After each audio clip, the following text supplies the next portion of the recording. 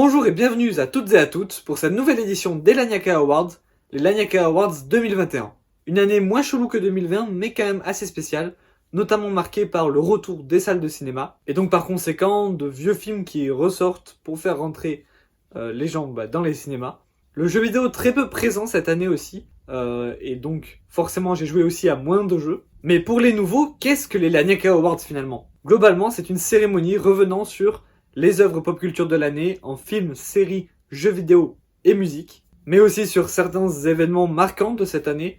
Que du positif dans cette cérémonie. C'est l'occasion de revenir sur tous les bons moments et les bonnes choses de 2021 pour passer à la suite. Alors je précise bien, ce ne sont pas des tops, c'est juste une liste d'œuvres que j'ai appréciées durant cette année. Et à la fin, un top 3 pour chaque œuvre.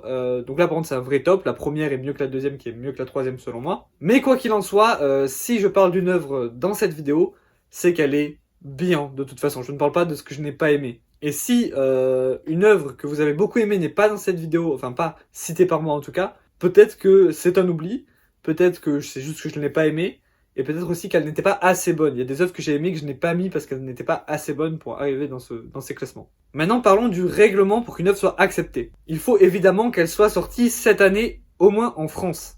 Avec une petite exception pour les films qui sont sortis, qui sont ressortis pour la réouverture des cinémas, que je compte bien dans cette année, parce que très peu de gens ont pu les voir l'année dernière. Mais bon, voilà, Covid, exception. Pour les séries, il faut que la fin de la saison soit cette année. Donc par exemple, une série qui commencerait là, fin 2021, mais qui finirait, enfin la saison, début 2022, elle comptera en 2022. Je pense notamment au livre de Boba Fett, qui commencera sa diffusion le 29 décembre 2021. Voilà, il n'est pas éligible cette année, ce sera l'année prochaine. Globalement, c'est tout. Et il faut que j'ai vu ou joué à cette œuvre. Évidemment, sauf, on va faire une petite exception pour les jeux vidéo, mais je vous expliquerai ça plus tard. Il n'y aura évidemment aucun spoil dans toute cette vidéo, que ce soit sur les films, sur les séries, aucun. Parce que mon but, c'est avant tout de vous faire découvrir ces œuvres pour vous donner envie d'aller jeter un œil. Donc si je vous spoil, ça n'a pas trop d'intérêt, quoi. À la fin de chaque catégorie, il y aura une partie Instagram, parce que je vous ai demandé sur Instagram quelles étaient vos séries préférées de l'année, vos films préférés. Donc il y aura une partie où je citerai vos réponses et où je donnerai un avis dessus. Mais bon, c'est possible que je n'ai pas vu. Donc dans ce cas, pas trop d'avis, quoi. Et pour ceux qui étaient là déjà l'année dernière, il y a quelques changements par rapport à la vidéo de l'année dernière. Notamment au niveau de l'image, j'espère que c'est mieux parce que c'était un peu dégueulasse l'année dernière. Mais surtout, il n'y a plus la catégorie vidéo YouTube. Il y a eu de très bonnes vidéos cette année, mais je trouvais que ça ne pouvait pas en faire une catégorie à part entière. Mais à la fin, il y a toujours le récap de l'année musicale, où là, il peut y avoir des vidéos YouTube. Ne vous inquiétez pas. Il y aura une ou plusieurs annonces durant cette vidéo sur ma chaîne YouTube, ma chaîne Twitch, parce que maintenant j'ai une chaîne Twitch. Voilà, sur des choses en lien avec mon travail. Et cette fois-ci, je suis tout seul. Il n'y a pas mes alter ego, mes personnages fictionnels des Laniaka Museum. Ne vous inquiétez pas, ils reviendront l'année prochaine parce que l'année prochaine, je vais augmenter un peu le niveau des Laniaka Awards. Déjà là, ça sera normalement mieux que l'année dernière. Vous inquiétez pas, ça ne va faire qu'augmenter. Voilà, et bien c'est tout pour cette intro. Et je crois que je n'ai rien oublié. Ah si, je vais tourner cette vidéo sur plusieurs jours. Donc c'est possible qu'il y ait des changements d'angle, de vue, de lumière et ça. Ne vous inquiétez pas, c'est normal. Des petits faux raccords, voilà. Et on peut commencer avec les films de cette année.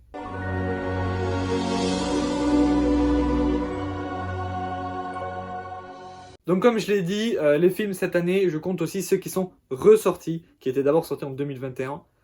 Et je compte les sorties françaises. Il y en a un qui était sorti en 2020 au Japon. Je pense que vous voyez lequel c'est. Il est sorti en 2021 en France, donc il compte en 2021. Ça a été un vrai phénomène, un mouvement sur les réseaux sociaux. Release the Snyder Cut. Les fans ont finalement gagné et Snyder a pu faire sa Final Cut de 4 heures. Autant dire que c'est pas la version qu'on aurait eue si c'était sorti au cinéma. Je dois avouer que même si ça dure 4 heures, je me suis pas ennuyé une seule seconde. Après, j'aime bien le cinéma de Snyder de base. C'est pas le film de l'année, vu qu'il n'est pas dans le top 3 de mes films. Mais non, c'était vraiment pas mal. Je vous le conseille. Regardez-le en plusieurs fois s'il faut. Mais si vous avez bien aimé Man of Steel et Batman vs Superman, c'est dans la continuité et vous pouvez y aller. Un peu déçu du traitement de Superman peut-être. Je trouve que lui pour le coup il est pas trop dans la continuité de Man of Steel et Batman vs Superman. Les persos sont hyper bien iconisés, beaucoup plus que dans l'ancien Justice League. Les ralentis, alors je sais que ça saoulait beaucoup de gens. Moi j'adore, ça donne des vrais tableaux. Alors là aussi, vous allez me dire, c'est du cinéma, donc arrêter l'image, c'est pas trop cinématographique. Mais je pense que c'est un plus, en fait, de combiner les arts. Là, il y a des vrais tableaux dans le film, tellement le ralenti est ralenti, quoi, c'est presque de l'arrêt sur image. Et c'est finalement un peu ce que fait Lars von Trier dans Melancholia. Non, franchement, ça rajoute quelque chose. Et le Joker, Jared Leto en fait un Joker au design potable. Et j'aime beaucoup son design, à vrai dire. J'aime beaucoup le dialogue qu'il a avec Batman, c'est pas un spoil, hein, c'est voilà Batman à un moment. Et je dirais pas que c'est le meilleur Joker, mais ça me fait juste encore plus chier de pas avoir le film solo Batman, parce que je pense que ce film aurait été incroyable. L'animation est incroyable, évidemment. Ça, ce n'est plus à prouver. L'épisode 19 fait même pas le figure à côté de certaines scènes du film. En plus, le voir à la réouverture des salles, c'était vraiment incroyable. Les musiques sont toujours aussi géniales. Le combat final est masterclass. Il y a des scènes mémorables. Franchement, la fin reste dans mon esprit et va le rester encore longtemps. J'ai beaucoup de hype pour la saison 3 qui, à l'heure où je tourne, a commencé sa diffusion, mais je l'ai pas encore vue. Et ça ne sera éligible que pour les Laniaka Awards 2022, étant donné que ça va finir sa diffusion en 2022. Et pour ceux qui n'ont pas pu voir le film, il est sorti sous forme de saison 2 sur Wakanim. Voilà, donc ne ratez pas ça.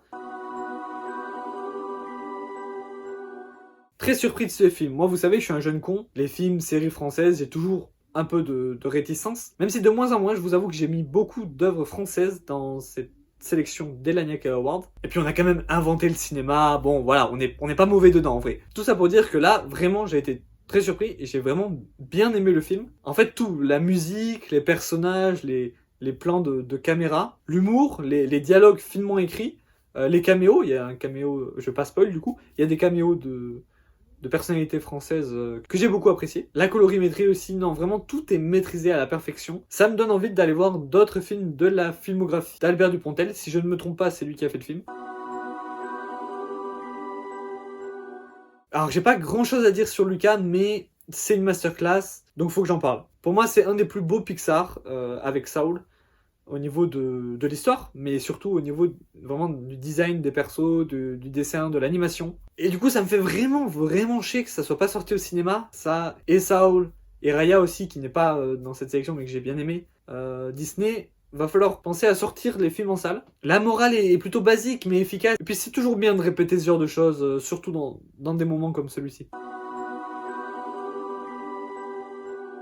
Kaamelott, premier volet. Oh là là, qu'est-ce qu'on l'attendait ce film. Comme beaucoup, j'imagine, je voyais Kaamelott, voilà, quand ça passait à la télé, un peu dans le désordre. Donc avant de voir le premier volet, je me suis dit, je vais me refaire tous les Kaamelott dans l'ordre. Et cette série est une masterclass absolue, donc j'attendais beaucoup le film. Et j'ai pas été déçu. Enfin, un peu au premier visionnage, je trouvais que l'histoire allait un peu trop vite, qu'on s'attardait pas assez sur les choses, que le montage était un peu bizarre. Mais au deuxième visionnage, en fait, ça m'a pas gêné plus que ça. Non, j'ai vraiment bien kiffé. L'humour est génial, les personnages, même si certains sont un peu mis en retrait, voilà, c'est les personnages qu'on connaît, il y a des scènes vraiment iconiques qui peuvent largement devenir cultes avec le temps. Voilà, c'est un premier d'une trilogie. J'espère qu'il y aura la suite, ça ne pourra que rendre meilleur ce film. J'ai fait une vidéo dessus si vous voulez approfondir le sujet, j'en parle plus en détail. En tout cas, GG Alexandre.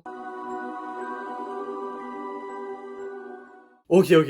Là, on parle, là. Bon, je fais partie des gens qui... Suicide Squad, le premier, voilà, un peu déçu, quoi. On va pas se cacher. J'ai un souvenir de colorimétrie verte moche, d'un film moche, en gros. Des méchants gentils, en fait, finalement. Pas si Suicide Squad que ça, hein. De souvenirs, il y en a que un qui meurt, deux peut-être. Et globalement, une histoire, voilà, pas fou. Pas folle. Alors que là, vraiment, c'est une masterclass. C'est violent, il y a de l'humour gras, c'est des vrais méchants. Ils ont bien compris le mot suicide dans Suicide Squad. Hein.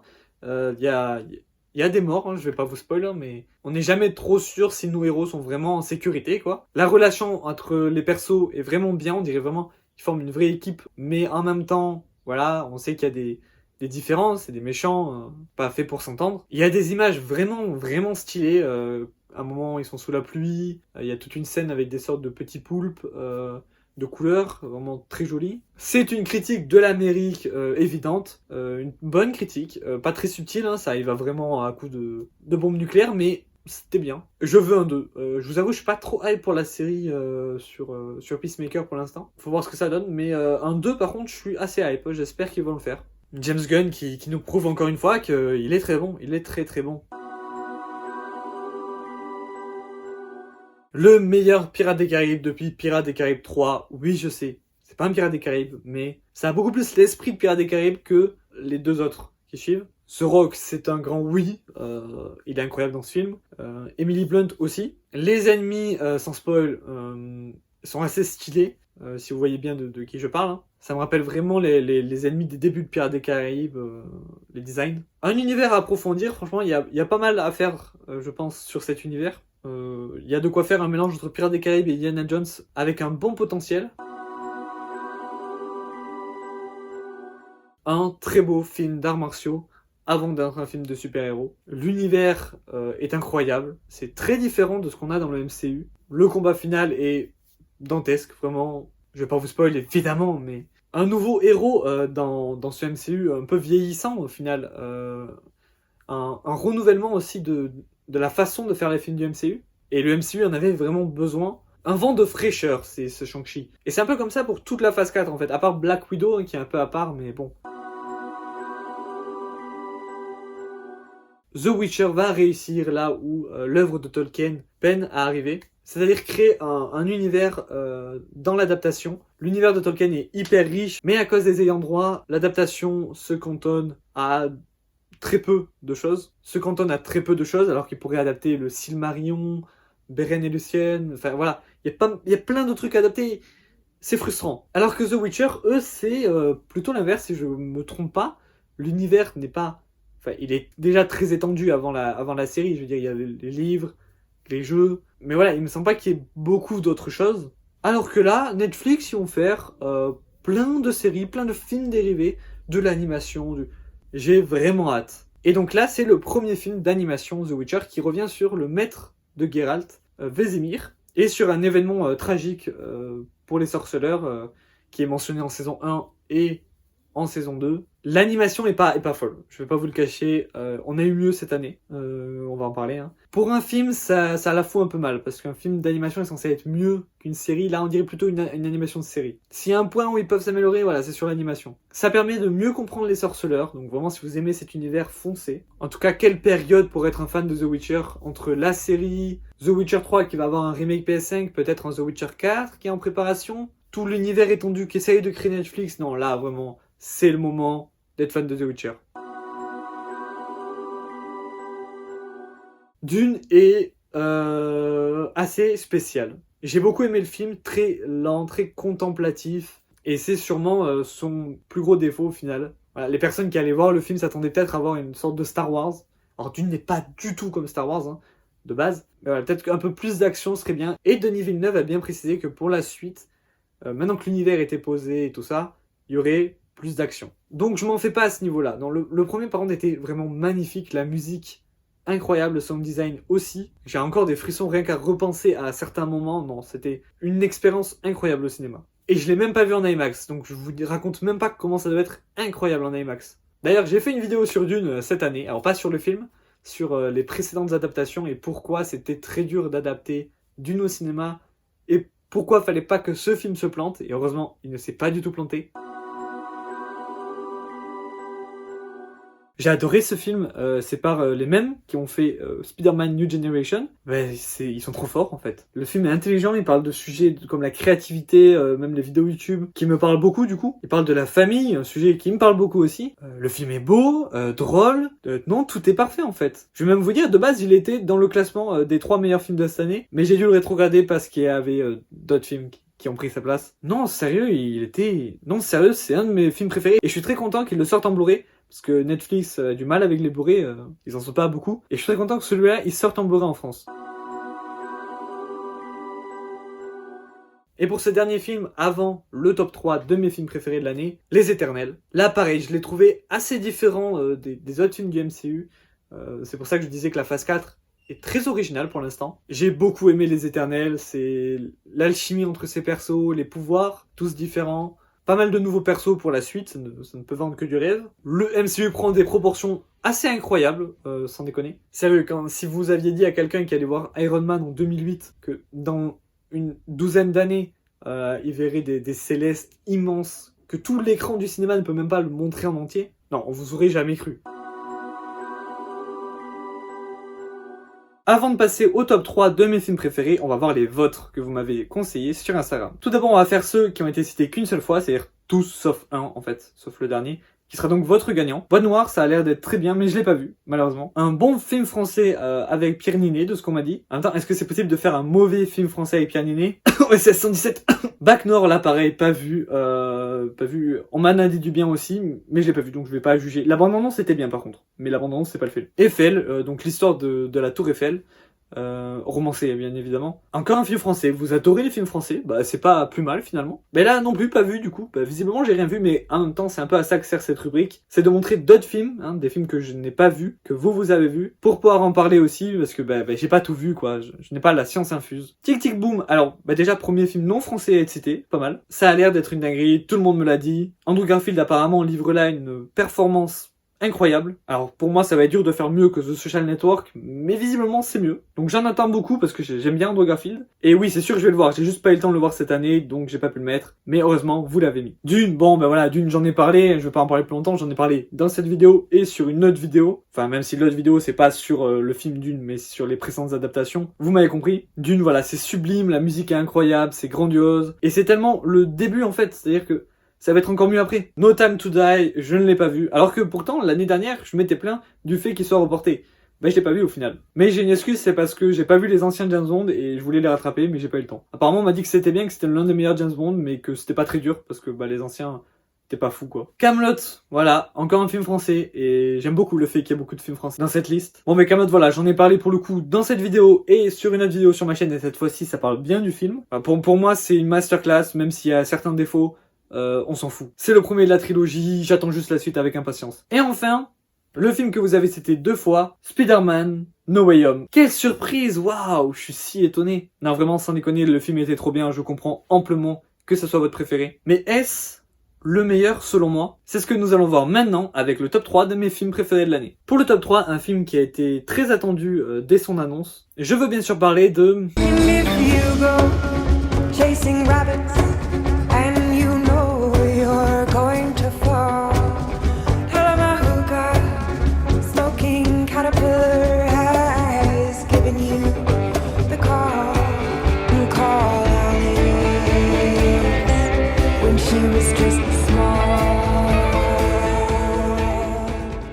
Waouh, j'ai pas les mots. Ce film est incroyable. Et pourtant, il va être détesté par beaucoup de gens, je pense. Et en vrai, je sais pas pourquoi. C'est-à-dire qu'avant de voir le film, j'ai vu des critiques qui disaient ah, vous allez le détester, le film est bien, mais vous allez le détester. J'ai un ami qui est allé à l'avant-première et qui m'a dit bon, le film est éclaté au sol, quoi, j'ai dormi tout le long. Donc je commençais à me dire bizarre, je vais attendre de le voir. Et après l'avoir vu, j'ai pas compris. Il y a...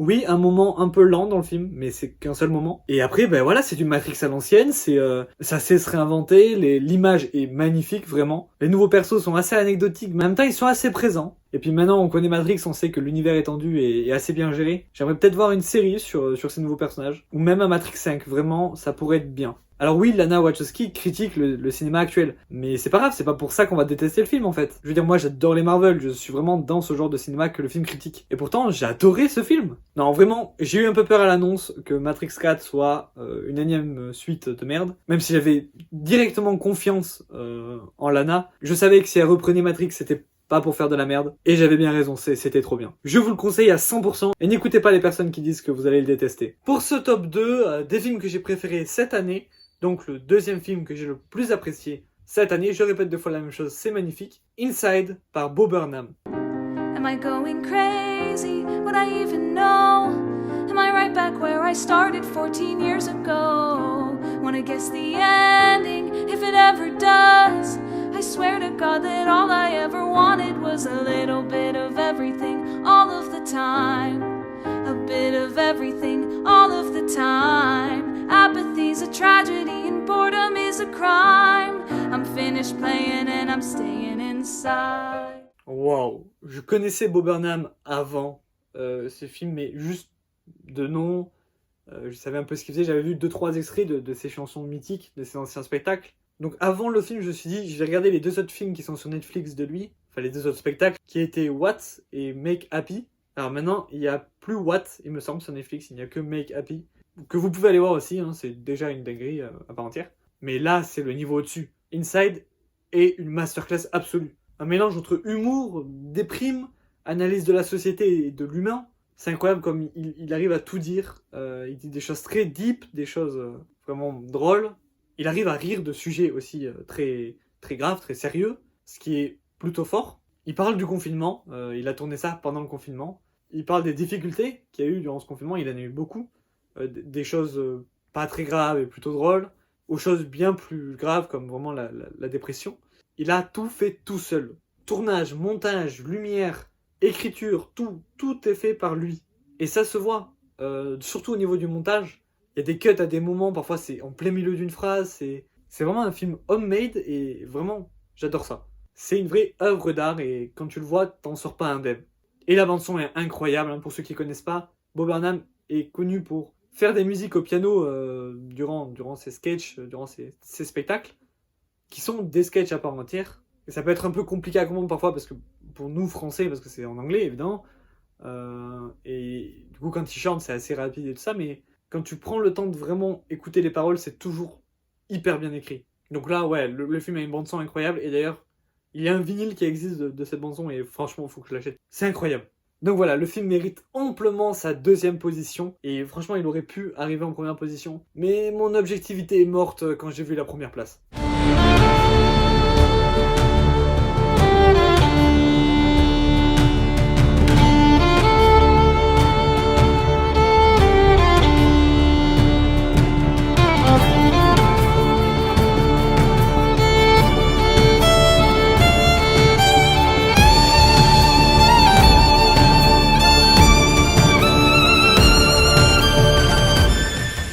Alors ne vous inquiétez pas, il n'y aura pas de spoil. Vraiment aucun. Spider-Man No Way Home. Alors je sais, beaucoup vont dire, comment ça ne mérite pas la première place, il est devant Matrix, il est devant Dune. Écoutez, je l'ai vu 3 fois. Premier visionnage, j'étais un peu dubitatif. Je me suis dit, bon c'était bien, je passais un bon moment, mais est-ce qu'il y a vraiment des scènes qui m'ont marqué? Est-ce qu'il était aussi bien que les 2 premiers Homecoming et Far From Home que j'ai adoré? Est-ce qu'il méritait toute cette hype? Donc je l'ai vu une 2e fois, sans la hype, voilà, pour me dire le film en soi. Et là, ça a été une claque. Là je me suis dit, ouais, non, vraiment. Alors je dis pas qu'il mérite autant de hype, hein, ça c'est après à vous d'en juger. Mais il mérite le fait d'être un bon film, le fait qu'on lui accorde cela. Il n'est pas qu'une très bonne conclusion pour la trilogie de Tom Holland, mais aussi avec les méchants, ça c'est pas des spoils, c'est dans la bande-annonce, il y a les méchants des anciens qui reviennent. Du coup, il arrive à conclure aussi très bien la duologie Amazing et la trilogie de Tobey Maguire. Il donne des conclusions aux méchants qui sont très bien. Alors peut-être que moins de méchants aurait été mieux, je vous le cache pas. J'en aurais mis 3, moi perso. Je vais pas vous dire lesquels, hein, pour pas spoil, mais voilà. Peut-être qu'il y en a un peu trop. Il y a des surprises dans le film que je ne vais pas spoil. Certaines qui sont assez évidentes, certaines beaucoup moins. C'est du fanservice, oui, certes. Mais c'est pas forcément du mauvais fanservice. Si vous êtes fan de Spider-Man, si vous êtes fan de tous les Spider-Man, d'accord, pas, vous avez forcément un préféré, d'accord, mais si vous aimez tous les Spider-Man, foncez, vraiment, vous allez kiffer de fou. Il y a des scènes qui vont devenir cultes, je vous le dis, voilà, vous l'avez entendu ici, vraiment, il y a des scènes qui vont devenir cultes. C'est iconique, c'est exceptionnel ce qu'a réussi à faire ce film. Je vous rappelle quand même qu'on est passé d'un, peut-être, pas de 3e film dans le MCU avec Tom Holland, hein, à cause des droits de Sony et de Marvel, à No Way Home. Il y a quelqu'un dans les négociations, il a joué un coup de maître, parce que c'est pas possible de passer de on va peut-être pas faire de film à ça, vraiment, c'est insane. Spider-Man, je le répète encore une fois, c'est mon super-héros préféré, et je vous ferai une vidéo un jour pour vous expliquer en quoi je trouve que Tom Holland représente le mieux l'esprit de Spider-Man. Enfin, Tom Holland, je parle pas de l'acteur en soi, même s'il est très bon, je parle de ces 3 films. Les musiques, bon, voilà, le thème de Spider-Man est réutilisé, mais elles marquent vraiment. Les musiques qui sont bien sûr remixées pour coller avec les situations, ça marque, croyez-moi. Je suis hypé pour la suite. Pour ceux qui ne savent pas, c'est pas un spoil. Tom Holland a signé pour 3 autres nouveaux films dans le MCU Spider-Man. Une nouvelle trilogie. J'aimerais bien quand même qu'il change de réalisateur. Voilà, John Watts avait beaucoup de défauts. Je suis pas de ceux qui disent qu'il était vraiment très mauvais, mais il y avait des défauts. Je pense que c'est mieux de passer à un autre réal. Je pense qu'ils le feront pas, mais j'espère. On va plus raconter la même chose, donc je pense voilà, qu'il faut changer de réal, il faut passer à autre chose. Voilà, comme je l'ai dit, je l'ai vu 3 fois, je m'en suis toujours pas lassé. Je suis prêt même à le revoir encore, vraiment. Il mérite sa première place pour moi, dans mon cœur. No Way Home, meilleur film de l'année. Et je ne suis pas aveugle, il a des défauts, mais pour tout ce qu'il représente, meilleur film de l'année.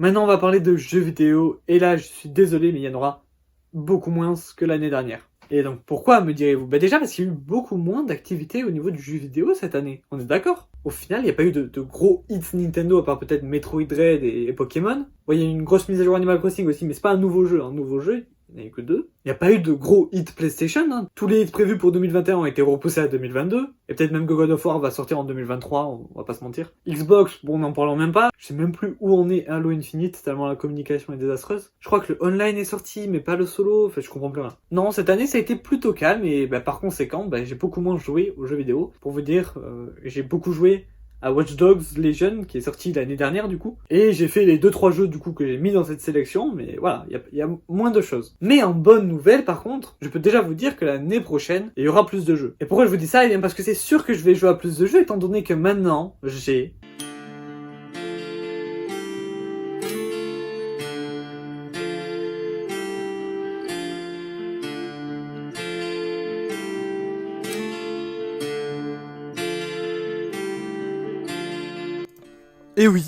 Et oui, une chaîne Twitch. J'en avais marre d'être que sur YouTube, il me fallait du direct, donc voilà, une chaîne Twitch. Alors, il y aura une chaîne secondaire pour les best-of des lives, mais je l'ai pas encore ouverte, hein, donc pour l'instant il n'y a pas. Donc sur cette chaîne Twitch, on va faire principalement du jeu vidéo pour l'instant. On verra plus tard pour les projets un peu plus gros. À vrai dire, j'ai déjà commencé il y a quelques semaines, donc on a déjà un peu joué, hein, pas des masses. Vous inquiétez pas, vous ratez pas grand chose. Et donc là, prochainement, pas ce soir du coup, mais prochainement, on finira Five Nights at Freddy's Security Breach, un live suffira je pense. Et après, on attaquera Skyward Sword sur Switch directement, parce que ça fait un moment que j'ai envie de le faire. Moi qui l'avais fait à l'époque, j'ai bien envie de le refaire, ouais. Enfin voilà, donc la chaîne Twitch en description, Quilava Now, parce que Quilava Shy s'était déjà pris, et du coup Now comme maintenant, parce que les lives c'est en direct. Et les lives ce sera à peu près tous les soirs, mais pas tous les soirs, hein, vous vous doutez bien. Et de à peu près 20h30 à 23h, voilà, tout est dans l'à peu près, c'est magnifique. Bon je vous laisse avec la suite de la vidéo, et je vous dis à la prochaine peut-être sur Twitch, du coup, salut. Et oui, maintenant vous pouvez me retrouver tous les soirs, ou presque, hein, surtout quand je vais reprendre les cours, pour jouer à des jeux sur Twitch. Venez nombreux, on va s'amuser, mais en attendant, cette année, les jeux vidéo, ça a été...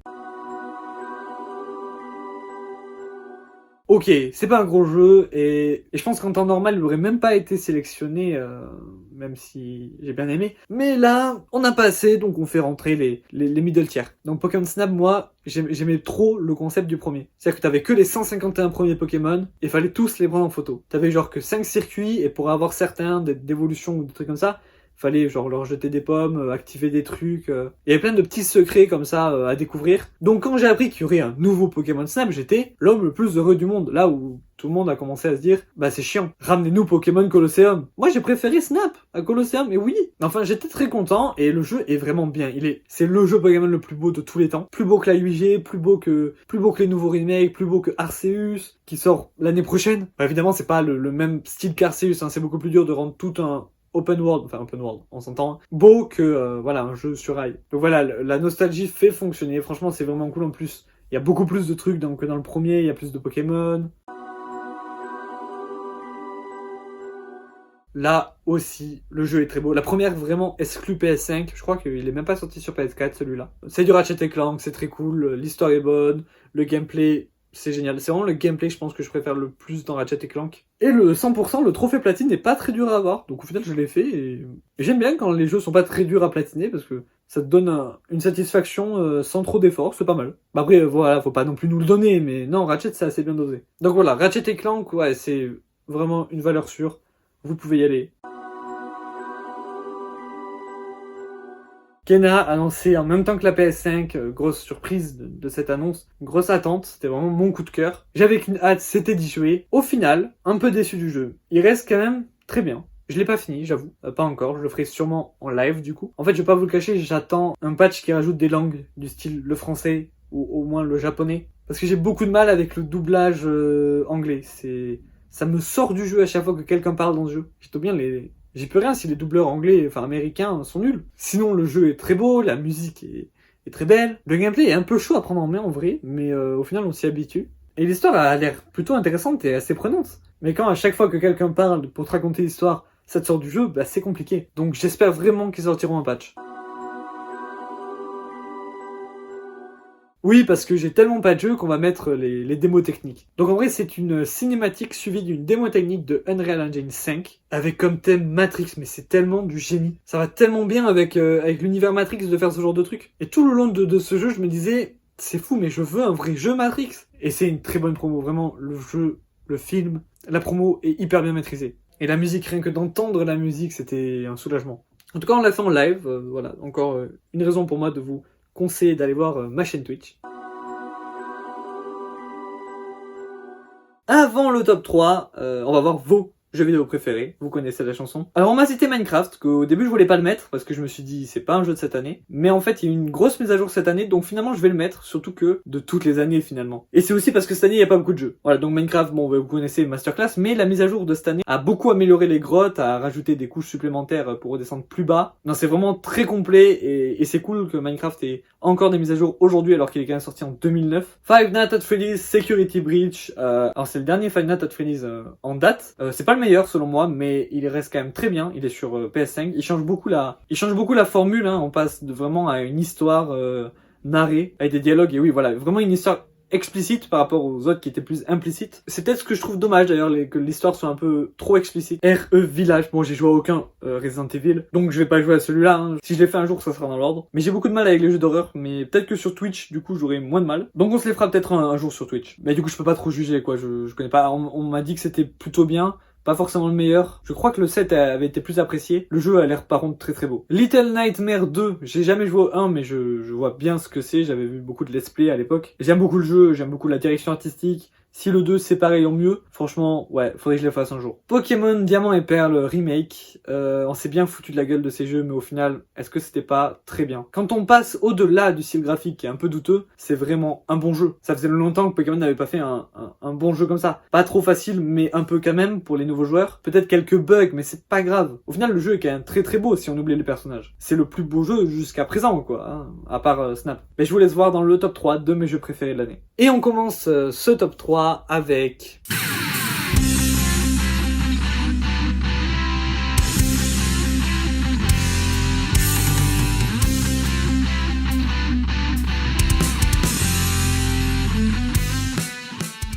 Encore un jeu qu'on a fait en live sur Twitch. Et c'était un univers que j'adorais. Le lore autour, l'histoire derrière les jeux. Et ce dernier jeu, il était vraiment bien. Déjà il était beau visuellement, hein. Je le fais tourner moi sur PS5, donc forcément c'est plus joli que les premiers FNAF. Les animatroniques sont assez flippants, hein, surtout un en particulier.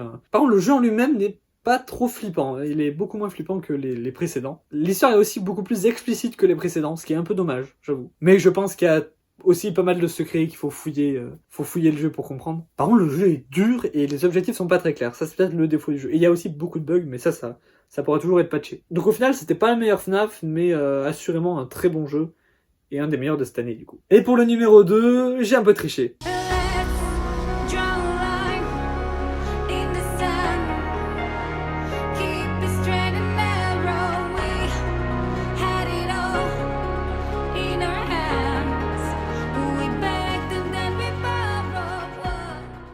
Globalement, là, je triche un peu, beaucoup, même, en fait. Passionnément à la folie. Parce que j'ai pas joué au jeu et que c'est juste une version améliorée sur PS5. La version PS4 est sortie il y a quand même bien longtemps. Mais il y a deux raisons pourquoi je le mets ici. La première, c'est que j'ai pas assez de jeux. Et la deuxième, c'est que je pense que si vous n'avez jamais joué au jeu, il faut l'acheter sur PS5. Enfin, bien sûr, si vous avez une PS5. Hein. Ce qui est fatalement le plus dur, en fait, dans cette histoire. Enfin bref, si vous avez une PS5, vraiment...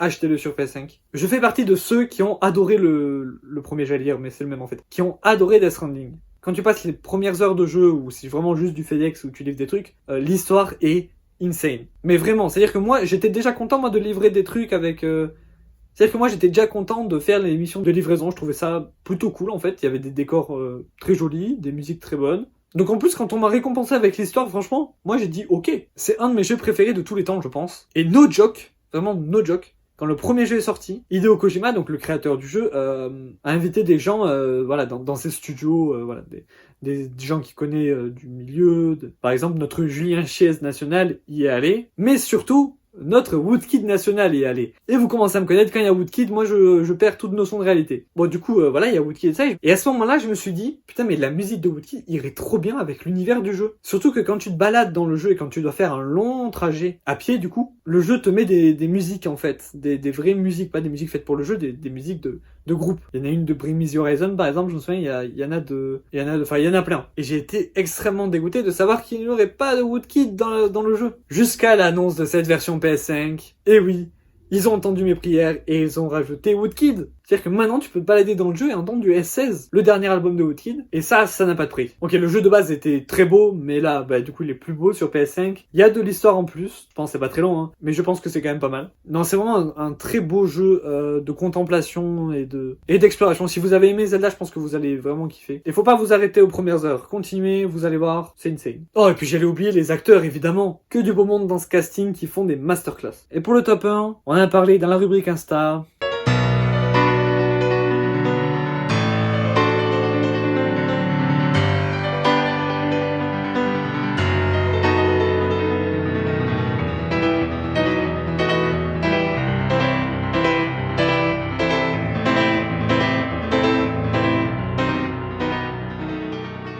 J'adore ce jeu, j'ai plus du tout de mal avec le style graphique. Parce qu'en fait, il y a que les personnages qui sont un peu moches, tout le reste est magnifique, il y a des reflets, on dirait du RTX. Pour de la Switch, c'est vraiment masterclass au niveau des graphismes. Et c'est même pas Pokémon Company qui le fait, mais Ilka, donc un studio qui est beaucoup moins expérimenté, et ils font un meilleur travail que Game Freak. Le jeu est beau, comme j'ai dit, il est hyper bien dosé niveau difficulté. Les souterrains, c'est une invention géniale. Ça rajoute quelque chose de plus que le jeu de base, et c'est vraiment l'une des meilleures parties du jeu. Les événements contre les légendaires, bon, c'est dommage du coup. On aurait aimé tout le jeu comme ça, mais ça te montre à quel point un Pokémon full 3D, avec ce niveau de graphisme, ça va être incroyable. Mais on verra pas ça avant 10 ans. J'avais jamais fait la 4G, parce que j'aimais pas trop le graphisme sur DS, et au final je suis très content du coup de pouvoir le refaire dans le remake. La chasse au shiny aussi, c'est un élément important, hein, vraiment pour moi. Il y a une nouvelle méthode de chasse qui est plutôt cool dans les souterrains, j'aime bien. Non, je vous dis vraiment, les souterrains c'est trop bien. Enfin, en tout cas maintenant, les prochains jeux Pokémon à sortir, les prochains jeux Pokémon RPG, hein, parce qu'il peut toujours y avoir un Snap 2, un Colosseum, enfin voilà, mais RPG, sans compter Arceus évidemment, parce que on sait qu'il sort maintenant. C'est soit la 9G, donc trop bien, soit Let's Go de la 2G, donc Johto, donc trop bien parce que c'est ma génération préférée. Après, il y aura la 5G Remake qui est ma deuxième génération préférée, et possiblement un Legend 5G. Non, le futur de Pokémon, ça va être incroyable.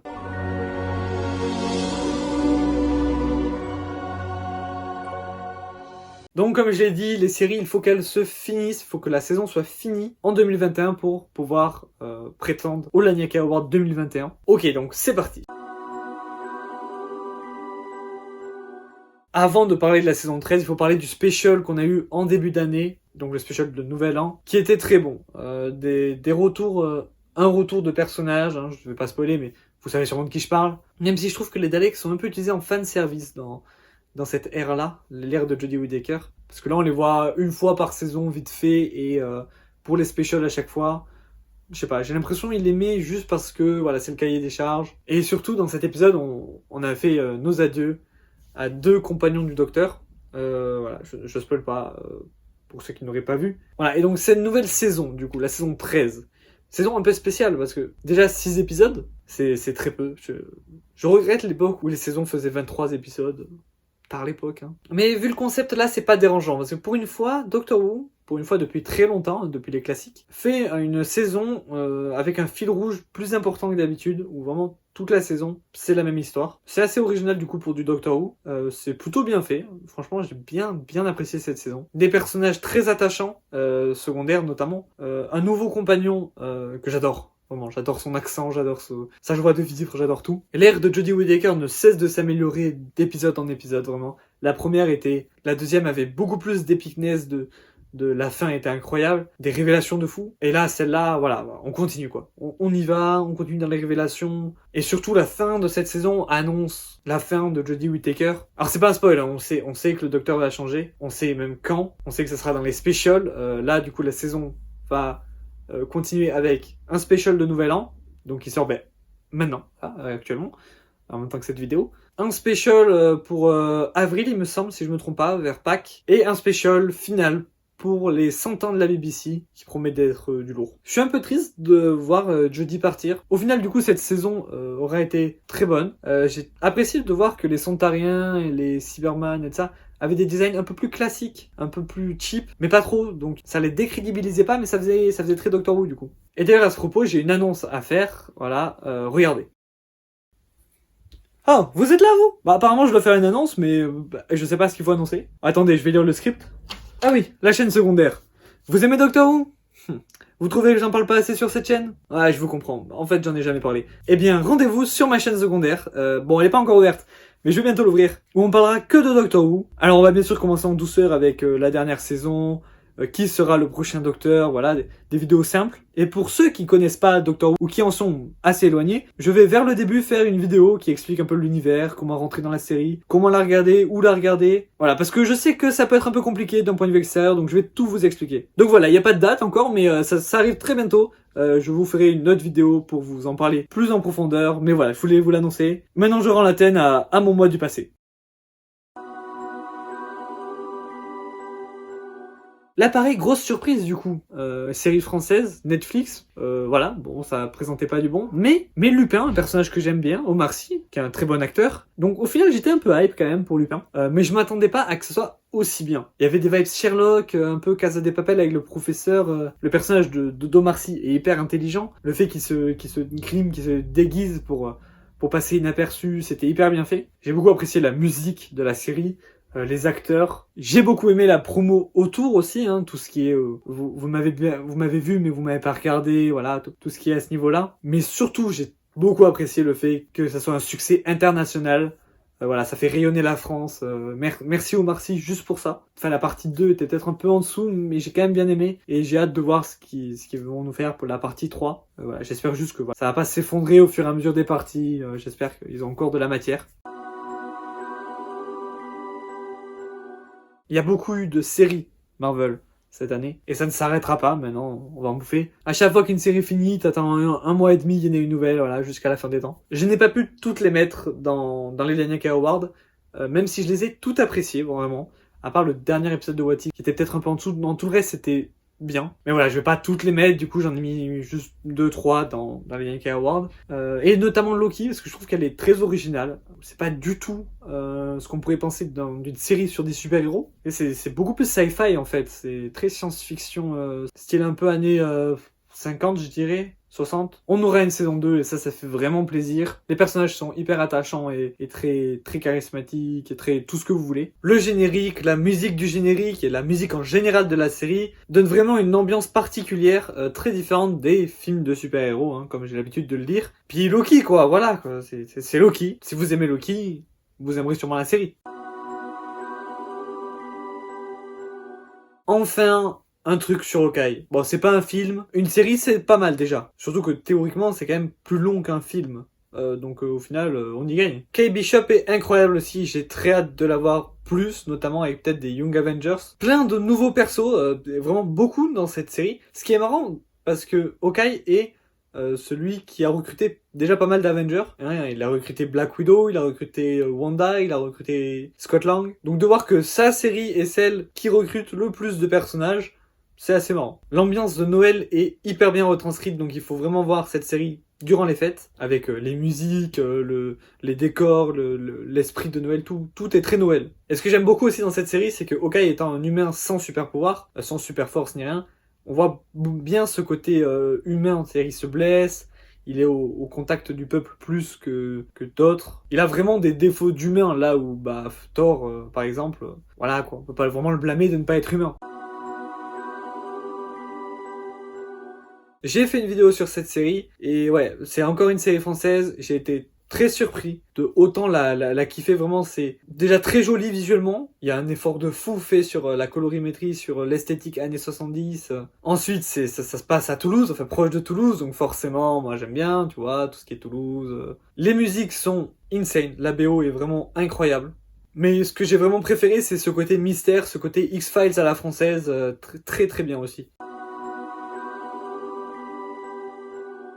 J'ai trouvé la série un peu lente au début, mais à partir d'un certain épisode dont je ne vais pas spoiler le numéro, mais ceux qui ont vu la série doivent peut-être comprendre, je pense. La série devient vraiment, vraiment bien. La colorimétrie et l'image, c'est insane. Ça, c'est ce qui m'a attiré dans la série, moi. C'est vraiment les visuels très colorés. Et je vais même vous dire, de base, quand j'ai vu la bande-annonce pop sur la chaîne YouTube de Netflix, j'ai lu Squid Game, je me suis dit, ah, c'est une série documentaire sur l'e-sport Splatoon. Ouais, je me suis vraiment dit ça. J'ai cliqué du coup pour voir, parce que j'aime bien Splatoon quoi. Non, rien à voir, ça, rien à voir du coup. La musique est cool aussi, et le rythme est plutôt bien géré. Mais en même temps, voilà quoi. Est-ce que j'ai vraiment besoin de vous conseiller Squid Game? Est-ce que vous connaissez pas déjà finalement? Bon, je vous apprends rien, cette série est vraiment bien, de l'humour à l'anglaise, pas que, hein, vraiment pas que de l'humour pour le coup. C'est vraiment de la comédie à l'état pur, c'est-à-dire elle peut vous faire rire autant que pleurer. Mais là, avec la saison 3, je trouve qu'ils ont encore augmenté le niveau. Ils abordent d'autres sujets comme la totalitarisation en milieu scolaire. Bon, c'est un grand mot, totalitarisation. Mais voilà, vous voyez ce que je veux dire quand le milieu scolaire se standardise un peu trop. Mettre des gens dans des cases et tout ça. Voilà, on est bien à la période de notre époque où on se dit, peut-être faut arrêter de mettre des gens dans des cases. Il parle de ça dans la série. Il parle aussi de la non-binarité et je trouve ça vraiment bien qu'il le fasse. Parce que je trouve que là, l'éducation du titre prend tout son sens, étant donné que c'est un sujet que beaucoup de gens ne connaissent pas bien. C'est pas mal d'en parler dans une série Netflix grand public. Enfin, grand public. Bon, c'est pas pour les gosses, vous m'avez compris, mais voilà quoi. Au final, dans cette saison, il y a un peu de boomer contre jeunesse, mais au final, tu te rends compte que tous les personnages que tous les personnages agissent comme ça pour des raisons, même les plus connards. Et en fait, du coup, tu te dis que c'est un peu tout le système qui va mal, quoi. Non, c'est vraiment une des meilleures séries Netflix, ça c'est sûr et certain. Avant le top 3, voilà, vous savez, hein, la rubrique Instagram. Et là où dans les jeux vidéo on n'avait pas eu de gagnant parce qu'ils avaient tous été cités qu'une seule fois, là il y en a une série qui a été citée 2 fois, donc on a un gagnant. On commence avec Helluva Boss, ou Helluva Boss, je sais pas comment ça se prononce, je ne connaissais pas du tout. Une série animée au style graphique qui me rappelle un peu sur certains personnages, parce que oui, du coup je me suis renseigné un peu, hein, c'est mon métier, qui me rappelle Hollow Knight qui est un jeu, une dinguerie. Donc je sais pas si c'est lié, je sais pas si c'est inspiré, je sais pas du tout, mais du coup j'aime bien. Ensuite, Beatles Get Back, alors... Une série? Non, c'est une trilogie. C'est-à-dire qu'on a 3 épisodes de 2 heures. Moi, j'appelle ça une trilogie de Peter Jackson. Et ça tombe bien, c'est vraiment de Peter Jackson. On m'a dit que c'était très bien. C'est même un fan des Beatles qui me l'a conseillé. Et voilà, apparemment, c'est vraiment une dinguerie. Bon, je vous cache pas que j'ai très envie de la voir, mais que j'ai pas encore eu le temps. Les Irréguliers de Baker Street. Alors là, je l'ai pas vu et j'ai pas envie de la voir maintenant qu'elle a été annulée. Mais j'avoue que c'est chiant Netflix qui annule des séries au bout de la première saison. Parce que du coup, on n'a pas la suite, quoi. Mais au vu de l'abondance, ça avait l'air plutôt cool avant qu'il l'annule, du coup. Cobra Kai, alors la saison 3 est sortie en début d'année et la saison 4 est sortie aujourd'hui. Ce qui fait 2 saisons en une année et ça, c'est un record. Parce que quand on attend 4 ans pour Stranger Things et 3 ans pour The Witcher, ouais, on peut leur accorder ça. En une année, ils ont réussi à faire 2 saisons de Cobra Kai. Cobra Kai qui est accessoirement la série préférée d'Andrew Garfield et une série qui est acclamée par tout le monde depuis qu'elle est sortie. Sur Netflix en tout cas, parce qu'à l'époque elle était sur YouTube Premium et là personne la voyait quoi. C'est la suite de Karate Kid, oui, parce que j'ai pas précisé pour ceux qui connaissent. C'est juste la suite de Karate Kid, les films. Avec les mêmes acteurs et tout, donc vraiment c'est une suite officielle. J'ai très envie de la voir, mais je l'ai pas encore vu, j'ai même pas encore vu Karate Kid en fait, donc voilà, faut que je m'y mette. La Casa des Papel saison 5. Vous vous souvenez de cette série? Ouais? Non, parce qu'en fait, il y a eu la dernière saison cette année et personne n'en a parlé. Alors que fut un temps, tout le monde en parlait, même quand il n'y avait pas de saison qui sortait, quoi. J'ai pas encore vu la 5, hein, je me suis arrêté à la 4 pour l'instant, parce que j'ai voulu tout revoir depuis le début, avant la 5. Et donc, du coup, voilà, j'ai pas fini encore. Moi, la Casa des Papel, j'adore ça. Oui, les 2 premières saisons étaient mieux, mais le reste n'est pas à chier. Je comprends pas pourquoi les gens détestent à ce point, qui sont un peu déçus, ok, mais là, vraiment... Et voilà, fallait que j'en parle parce que c'est quand même... Voilà, c'est fini, la Casa des Papel, quoi. Orelsan ne montre jamais ça à personne ou ne montre pas à personne, enfin je ne sais plus, la série sur Prime Video d'Orelsan. Donc une série un peu vlog de toute sa carrière en fait, filmée par son frère constamment. J'ai là aussi très envie de le voir, mais j'ai pas Prime Video donc c'est un peu compliqué. Surtout après son album, j'ai encore plus envie de le voir. Je vais pas vous le cacher, tout le monde dit que voilà, bon, c'est trop bien, c'est juste la meilleure série du monde. Non, là c'est peut-être moi qui exagère un peu. Mais oui, c'est sûr que je la verrai un jour, mais voilà, pour l'instant j'ai pas Prime donc... Et enfin, la seule série qui a été citée 2 fois, donc votre série préférée, Arcane, de League of Legends, oui, j'ai fait une vidéo sur cette série, effectivement. Oui, il se peut que j'ai un peu apprécié la série, ouais, un petit peu. Et pourtant, j'aime pas League of Legends de base, hein, mais vraiment la série, je comprends pas, ils m'ont bluffé de fou. Enfin, est-ce que j'ai les mêmes goûts que vous en série? On va voir ça tout de suite avec le top 3. On arrive à mes 3 séries préférées de l'année. Si vous me suivez sur cette chaîne, vous savez peut-être de quoi je vais parler. Étant donné qu'il y a des séries dont j'ai parlé sur cette chaîne que je n'ai toujours pas abordées dans cette vidéo. La première étant notre numéro 3.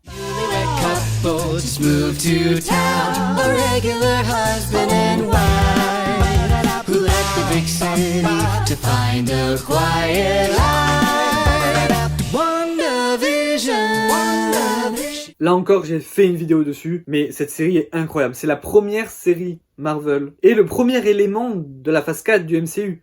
Et quelle entrée en matière! Comme je l'ai dit dans ma vidéo, je préfère les premiers épisodes aux derniers, même si j'adore les derniers, ne vous méprenez pas. Mais les premiers ont cette ambiance très bizarre, très... tu comprends pas trop ce qui se passe. Et j'ai adoré Lost et Matrix, donc moi les trucs qu'on comprend pas trop au début, j'adore ça. Il y a ce côté un peu horrifique des premiers épisodes, en noir et blanc... ces sitcoms très bien retranscrites, hein, les références, pour ceux qui les ont, parce que quand ça adapte les sitcoms des années 60, moi j'ai pas les refs, mais quand ça arrive plus proche, voilà, là j'ai les refs. L'immersion est totale, vraiment, au moins durant les premiers épisodes. L'histoire est folle, les personnages sont incroyables. En plus, ça parle d'un thème vachement important qui est le deuil, hein, c'est pas du spoil, hein, rassurez-vous. Et la fin est insane, elle tease évidemment Doctor Strange 2, c'était comme ça que c'était prévu. La série devait introduire Doctor Strange 2, j'ai qu'une envie, c'est continuer cette histoire. Avec cette série, Wanda est passée d'une adolescente avec des pouvoirs qui essaye de faire le bien à une sorcière insane, hyper puissante qui a besoin de se contrôler. En numéro 2, bien évidemment, la seule série d'animation de cette sélection. I'm searching to behold the stories that I told when my back is to the world that was smiling when I turned to you.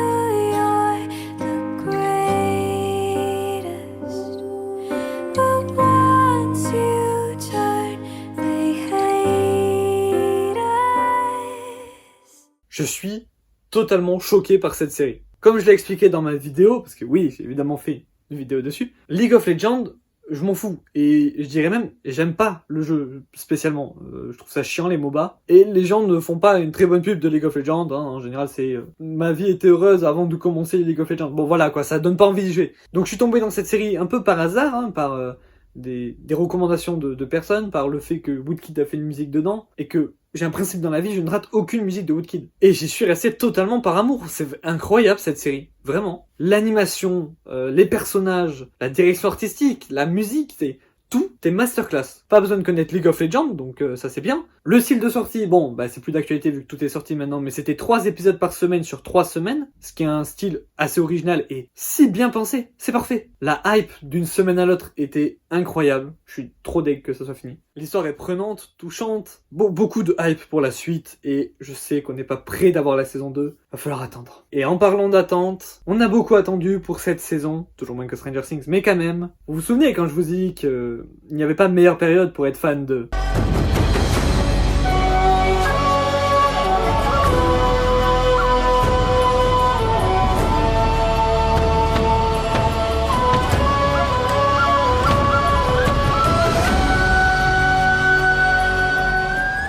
Aïe aïe aïe la dinguerie. C'est un de mes univers préférés de toute fiction confondue. Pas mon préféré. Ça restera l'univers de Tolkien. Hein. Là c'est sentimental. Mais The Witcher est vraiment juste derrière. J'ai même commencé à me faire les livres. Bon, c'est que le tome 1. Oui. Mais je suis presque à la fin quand même. Et si on prend en compte que je ne sais pas lire, c'est vraiment une prouesse assez incroyable. Mais pour parler plus sérieusement de la saison 2, du coup, de ce qui nous intéresse, oui, c'est une dinguerie. Ils ont corrigé certains défauts de la saison 1, même si, bon, ça ne m'a pas gêné dans la saison 1, mais il y en avait quand même des défauts. Donc ils ont corrigé, bon, il y a de nouveaux défauts, du coup, mais bon, une série ne peut pas être parfaite. Le principal défaut que j'ai entendu, c'est qu'elle ne respectait pas assez les livres pour les fans, et notamment pour Henry Cavill qui joue le héros, Geralt de Rivia, un grand fan des livres, et il a dit qu'il aimerait une saison 3 plus fidèle au livre. Mais pour des gens qui n'avaient pas lu les livres avant, comme moi, du coup il n'y a pas grand défaut dans cette saison. Hein. Les combats sont incroyables, hein. Dans la saison 1 il n'y avait que le premier combat qui était vraiment incroyable, là ils sont tous incroyables, et du même style que le combat contre Renfri dans la saison 1. La musique, je me répète hein, avec le mot masterclass, mais j'ai pas d'autres mots plus haut en fait. Les génériques sont toujours aussi intenses, Jasquier a une nouvelle musique Insane, hein, ils ne reprennent pas Toss a Coin to Your Witcher, ce qui n'est pas plus mal, hein. Faut mieux passer à autre chose, mais il y a quand même encore un banger de Jasquet, que peut-être même je préfère à Toss a Coin to Your Witcher, même si bon, Toss a Coin à jamais dans nos cœurs. Ciri le glow-up, quoi, elle est incroyable dans cette saison. C'est plus du tout la princesse fuyarde du premier épisode. Là, je vais pas spoil, mais bon, là, elle devient vraiment un vrai personnage intéressant. Ça non plus, c'est pas un spoil, c'était dans la bande-annonce, mais les sorceleurs sont incroyables, tous ensemble là. Leur relation très fraternelle au final. On sent que si un sorceleur meurt, ils sont tous attristés autant, ils ne se détestent pas du tout entre eux. Les monstres ont augmenté de niveau aussi, hein. Là, vraiment, le Lich Shen, c'est un de mes monstres préférés, et pourtant, je n'ai pas joué au jeu, et ils ne sont que dans les jeux. Mais je sais pas, j'adore son design, et dans le film d'animation, j'étais un peu déçu de son design. Là, il est beaucoup mieux. Des révélations, waouh, il y en a plein, mais là, du coup, je vais rien dire. La relation Geralt-Ciri est vraiment, vraiment très bonne. La relation Ciri-Yennefer, un peu moins développée dans cette saison, mais je pense que ça viendra. Le racisme est hyper bien traité avec tout ce qu'il y a autour des elfes. On comprend vraiment le problème qu'il y a entre elfes et humains dans ce monde. Des parallèles bien tristes sont faits avec notre monde d'ailleurs. Je suis hyper hypé pour la suite. J'espère qu'ils vont corriger l'erreur d'adaptation des livres, qui resteront plus fidèles. J'aurais aimé qu'on n'attende pas aussi longtemps pour la saison 3 qu'on a attendu pour la saison 2, mais je pense que c'est nécessaire pour avoir un niveau de dinguerie comme ça. Et surtout qu'en attendant, on aura Blood Origins, du coup, une série préquelle. Donc ça, on aura quand même quelque chose à se mettre sous la dent en attendant. Et je vous conseille vraiment de voir le film d'animation avant la saison 2, ça peut vous aider à la compréhension, notamment tout ce qui est autour des Witcher, des sorceleurs, c'est un plus. Et d'ailleurs, tant qu'on est dans The Witcher, je crois que j'ai une petite world premiere à vous montrer.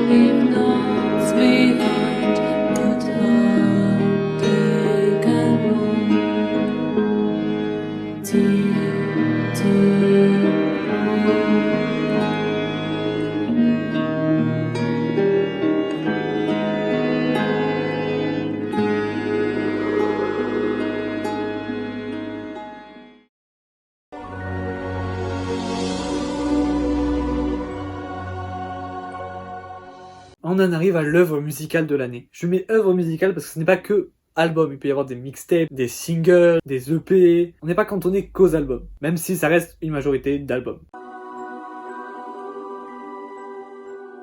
Alors celui-là, j'en parle en tout premier parce que j'ai vraiment le seum de pas avoir plus de place dans un top 3, oui, parce que le principe d'un top 3, c'est qu'il y a 3 places. Et pour la musique, je vous avoue que ça a été très dur en fait. Il y a beaucoup d'œuvres musicales cette année qui méritent largement un award. Mais malheureusement, je ne peux pas en donner à tout le monde. J'ai déjà augmenté le nombre à 3 gagnants pour la musique, je vais pas vous le cacher.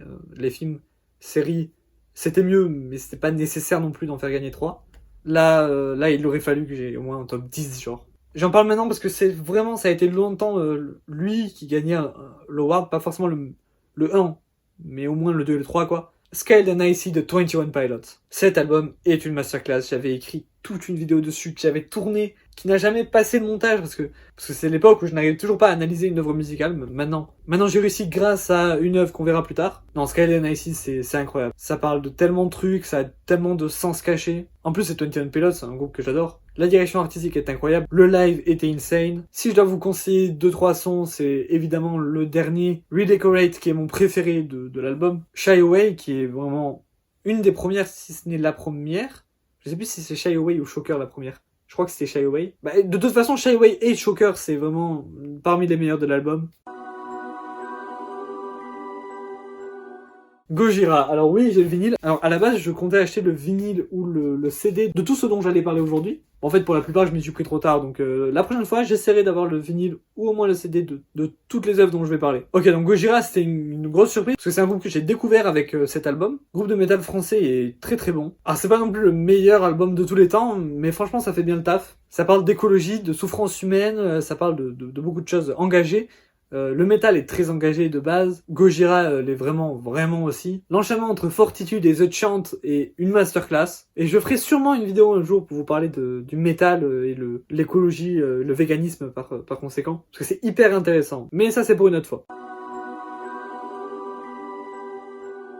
Et Yonaka, pour le coup, si j'ai pas l'album ou le vinyle, c'est surtout parce que c'est hyper dur à trouver en France. Pourquoi c'est un groupe anglais, si je ne me trompe pas, en tout cas britannique, et qui n'est pas si connu que ça, quoi. Donc forcément, c'est très dur à trouver en France. Alors cet album, ou EP, ou je sais pas, il y a pas beaucoup de sons, donc je sais pas s'ils considèrent ça comme un album, et pas aussi bon que leur précédent. En même temps, leur précédent était une masterclass sans défaut, donc là, il y a forcément 2-3 sons que j'aime moins. Notamment, j'ai eu très peur parce que les premiers singles qui sont sortis étaient pas ouf. Au final, je me suis habitué et ça va. Mais j'ai eu peur quand même. C'était très différent quoi de ce qu'ils faisaient avant. Au final de l'album, je retiens Call Me a Saint, Raise Your Glass, Ordinary, mais surtout Anthem, je sais même plus comment on prononce le mot, hymne en anglais, qui est mon préféré de l'album, de l'EP, enfin de l'œuvre musicale.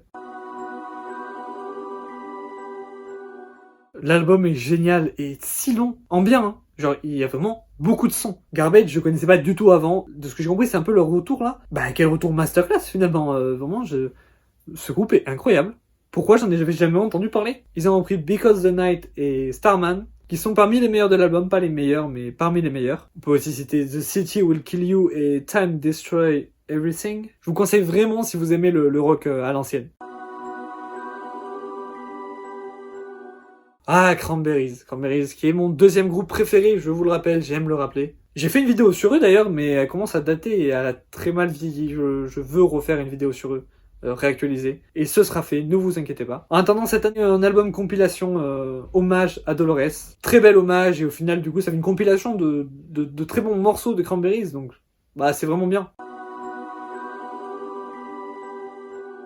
Pareil, Pomme, pas de nouvel album. Normal, elle en a sorti un l'année dernière. Non, c'était une réédition peut-être l'année dernière? Je ne sais plus. Enfin, je suis sûr que c'était une réédition, mais est-ce que l'album original était sorti l'année dernière? Non, je pense qu'il était sorti en 2019. Pomme, depuis que je l'ai découvert, du coup, l'année dernière, j'adore. C'est une de mes artistes préférées. Donc là, elle a sorti 2 nouveaux sons cette année, enfin, je crois. Si elle en a sorti plus, franchement, dites-le moi, je veux savoir.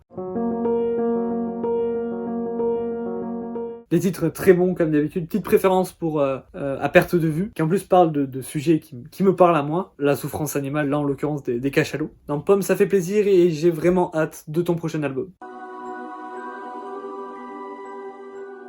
Ça, quel plaisir de retrouver Imagine Dragons comme à l'époque, avec des bons sons. Je fais partie des fans de la première heure d'Imagine Dragons, et j'ai été un peu déçu du dernier album. Il y avait 2-3 sons pas mal, mais en général, c'était moins bon. Déjà, l'avant-dernier, enfin maintenant, du coup, qui a su à l'avant-avant-dernier, était déjà un peu moins bon. Mais là, on est revenu à une masterclass. Et j'espère que cet acte 1 signifie qu'il y aura une suite. Parce que si c'est le cas, je l'achète tout de suite. My Life, le premier morceau, est masterclass.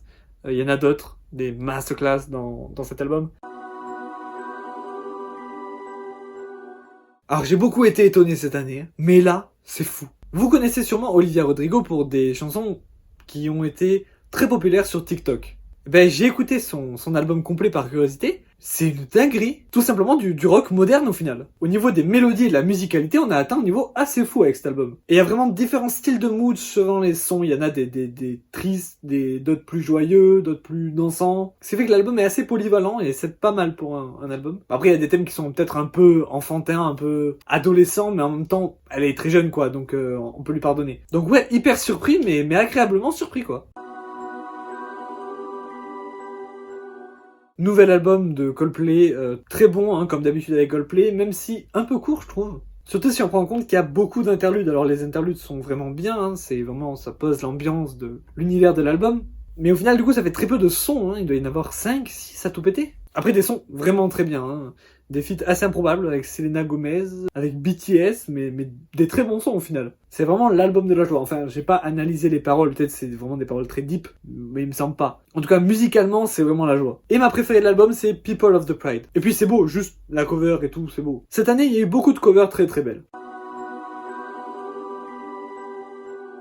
3 sons seulement cette année de Woodkid. Enfin, pareil, hein. Comme pour Pomme, s'il y en a eu un autre, prévenez-moi, je veux savoir. Tout d'abord, Prologue qui était tout simplement pour les Jeux Olympiques. Et oui, carrément. Alors je suis toujours moins fan quand Woodkid ne chante pas dans ses chansons, enfin j'aime beaucoup ça quand même, mais je préfère toujours quand il chante quand même. Prologue est au final assez long et ça me fait penser un peu à Pink Floyd au final. Alors pas du tout au niveau du style musical, hein, au niveau de l'idée. Iron 2, Iron 2021, je sais pas comment il s'appelle exactement, une sorte de remake d'Iron pour les 10 ans d'Iron. Là on est sur un niveau, alors je dirais pas que c'est mieux que l'original, c'est vraiment très différent, mais c'est une toute autre chanson hyper bien. Là aussi c'est plutôt long, Guns for Hire, la masterclass d'Arcane. Je vais pas spoiler quel moment c'est, mais c'est la meilleure scène d'Arcane. C'est même mon fond d'écran d'ordi pour vous dire. C'est la meilleure chanson Woodkid de cette année, c'est l'une de ses meilleures chansons. Pas la meilleure, attention, ne faites pas dire ce que j'ai pas dit. Et ça nous prouve encore une fois que Woodkid est le meilleur chanteur français. J'ai adoré l'album de l'année dernière, enfin c'était une réédition l'année dernière, mais l'album de Finneas, tellement bien qu'il était dans les Lanyaka Awards. Et là, bah pareil quoi, c'est du Finneas comme on aime, c'est un univers à part, c'est trop bien. J'ai même pas les mots en fait pour vous dire à quel point c'est bien, juste écoutez et faites-vous votre avis par vous-même. Poppy, mais quel artiste incroyable depuis qu'il n'y a plus l'autre connard derrière elle. Oui, bah alors l'histoire de Poppy, c'est assez compliqué, je vais pas rentrer dans les détails, allez voir des vidéos qui vous expliqueront bien mieux que moi. Mais globalement, elle avait un vrai connard au-dessus d'elle. Maintenant, elle l'a plus et c'est trop bien. Elle fait vraiment de la musique qu'elle aime et c'est un univers assez spécial aussi. C'est génial. Evanescence, oui, bah j'adore Evanescence, je suis un gamin des années 2000, que voulez-vous. Il y a certains morceaux dans cet album qui rappellent vraiment l'époque, il y en a plus dans un style moderne, donc c'est vraiment un mélange pas parfait, mais pas mal. Si vous aimez cette époque, années 2000, un peu émo et tout ça, foncez. Les musiques, c'est souvent celui où il y en a le plus. Bah là, je crois que c'est celui où il y en a le plus. Et c'est bien, parce que les musiques, c'est plus simple à écouter, et voilà, tout le monde a une plateforme de streaming de musique, donc si je vous le conseille, vous pouvez l'écouter plus facilement. Donc c'est cool que ce soit là où il y en a le plus, là où les jeux vidéo, bah c'est plus chiant quoi, faut acheter la console, faut acheter le jeu.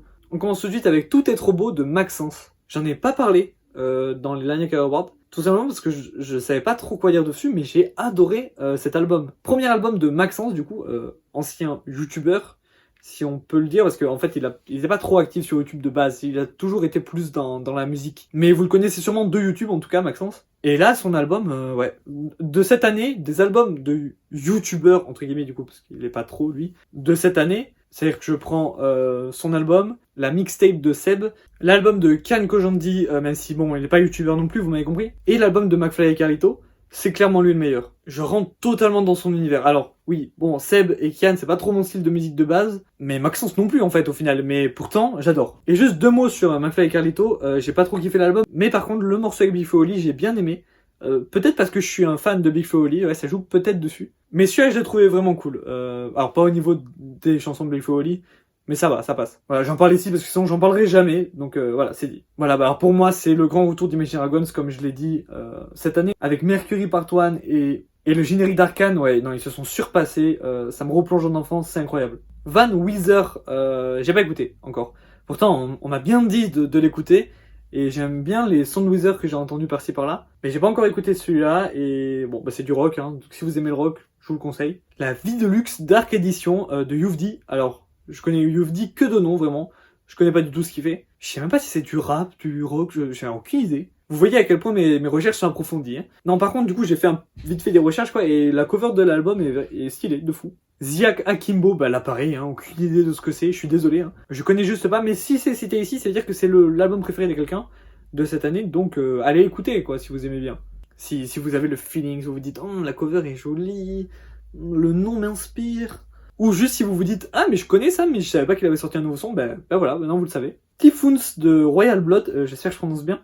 Royal Blood, voilà, je connais vite fait, c'est plutôt bien. Je savais pas qu'ils avaient sorti un nouvel album, mais voilà, donc si vous aimez bien le rock là aussi, allez-y. Scaled and Icy, voilà, pour moi, comme je vous l'ai dit, c'est une masterclass, il a failli avoir un award, il a pas eu juste parce que il y a eu d'autres masterclass cette année. Allez l'écouter si vous aimez 21 Pilots, allez l'écouter si vous aimez la pop, allez l'écouter si vous aimez le rock, le rap, allez-y. Enfin attention, le rock un peu calme, hein, pas le rock hard metal. Ça, pour le coup, allez peut-être pas l'écouter, c'est pas trop l'idée, quoi. Civilisation d'Orelsan. Comme je vous l'ai dit quand je parlais d'Orelsan dans les séries, j'ai surkiffé l'album. Pour moi, sûrement l'un des meilleurs sets de cette année. Est-ce qu'il a le niveau assez haut pour être dans le top 3? Ça, vous verrez plus tard. Mais j'adore cet album. Et cette fois-ci, celui qui a été le plus cité n'a pas été cité 2 fois, mais bien 3. Et il s'agit de L'étrange histoire de Monsieur Anderson par Laylo. Et comme je vous comprends, j'ai fait une vidéo qui parle de l'album, du court-métrage, de comment je l'ai ressenti personnellement. C'est pour moi une dinguerie pas possible. Et rappelez-vous, tard à l'époque de 2020, où était Laylo? Il était dans la même rubrique Instagram pour Trinity. Et à l'époque, je vous disais que je connaissais pas des masses Laylo. Et est-ce que maintenant il a pu arriver plus haut? Eh bien, vous allez voir ça tout de suite avec le top 3 de ce que j'ai préféré cette année. Et on attaque le top 3 des œuvres musicales de l'année avec, en top 3, du coup, une chanteuse. Là, je vois qu'il y en a qui commencent à trouver là. Chanteuse américaine dont son frère est déjà passé dans cette vidéo. Je veux bien sûr parler de... When I'm away from you, I'm happier than ever. La masterclass, quoi. Sans déconner, la masterclass. Je veux dire, là t'as la master system, là t'as la masterclass. Ma blague marche même pas, c'est une Mega Drive en fait. Billie Eilish a atteint des sommets intersidérales avec cet album. C'est littéralement un chef-d'œuvre, je suis désolé. Comme j'ai dit l'année dernière, enfin je crois que je l'ai dit, je sais plus, bah si je l'ai pas dit, je le dis ici. Moi Billie Eilish j'aimais bien sans plus, je trouvais que c'était pas mal, mais voilà quoi, sans plus. Jusqu'à l'année dernière, avec notamment No Time to Die, My Future, Therefore I Am, et je crois que c'est tout. Voilà, c'était les 3 sons qui avaient été récompensés dans les Lanyaka Awards de l'année dernière. Et c'est là que je me suis vraiment dit, ah ouais, c'est quand même vachement bien Billie Eilish. Et là, elle me prouve bien que oui, ça y est. Là, elle a atteint le sommet de son art. Enfin, je pense qu'elle peut toujours aller plus haut, mais là, c'est déjà bien haut. Surtout niveau musicalité. Je veux dire, il y a notamment un changement d'instru incroyable sur Happier Than Ever, mais même autre que ça, tous les sons de l'album ont un style bien différent. Il y en a un où elle parle pratiquement tout le long, il y en a un peu style à l'ancienne, il y en a pour tous les styles, il y en a pour tous les goûts. Le morceau Not My Responsibility par exemple est assez original et vraiment cool. Ça parle de plein de sujets trop importants pour que je puisse me permettre de les effleurer ici. Donc quand je dis que cet album est un chef-d'œuvre, c'est un chef-d'œuvre. Et en plus il y a déjà 2 sons qui sont primés Lanyaka Award 2020 quand même. C'est déjà un bon palmarès. Sauf que l'année dernière, ils étaient juste cités dans les meilleures œuvres de l'année, mais ils n'avaient pas gagné l'award. Cette année, Billie Eilish remporte l'award, 3ème place, des Lanyaka Awards 2021. Maintenant, pour le top 1 et 2, c'est du français. Et on commence avec le top 2, je sais pas si vous connaissez, c'est un petit rappeur de Caen. Je veux bien sûr nommer... Laisse-moi dire 2-3 conneries avant que t'en fasses une. Le problème de la vie c'est qu'il y en a qu'une. On soignera jamais la dépression comme on soigne un rhume. Et dis-toi que tu pourras compter sur moi le temps que ça dure. Allergique à la vie, les matins sont obscurs. Quand tout a un arrière-goût déjà vu. Les nuits sont mortes, tout le monde a abandonné, même la lune. Mais la fin du désert se cache peut-être derrière chaque dune. Quand je disais que Billie Eilish c'était un chef-d'œuvre, son album, je pense aussi pour les 2 suivants dans ce top. Notamment du coup Civilisation d'Orelsan. Je vais pas vous le cacher, à la première écoute je me suis dit, ah c'est pas ouf quoi. Je veux dire, il y a quand même 2-3 sons que j'aimais bien, genre L'odeur de l'essence. Athéna, j'avais bien aimé première écoute. J'ai aussi bien aimé Baise le monde et bien sûr Civilisation. Mais sans plus, je me suis dit, ouais, il y a quand même pas mal de sons dans l'album qui sont pas ouf. Puis je suis allé en cours parce que je suis un élève sérieux.